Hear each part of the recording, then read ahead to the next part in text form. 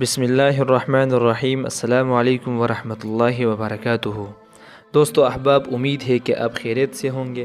دوستو، جیسے کہ آپ کو معلوم ہے، میں نے اس ویڈیو کے شروع میں جو کلمات پڑھے جو کہ اس طرح تھے: بسم اللہ الرحمن الرحیم، ان کلمات کے فضیلت سے اور فضائل سے ہم باخبر نہیں ہیں۔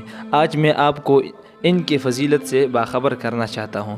دوستو احباب، حدیث میں اور حدیث کے اور کتب میں آتا ہے کہ بسم اللہ الرحمن الرحیم ایک ایسا مجرب، ایک ایسے کلمات ہیں جن سے انسان کی حاجت پوری ہو جاتی ہے۔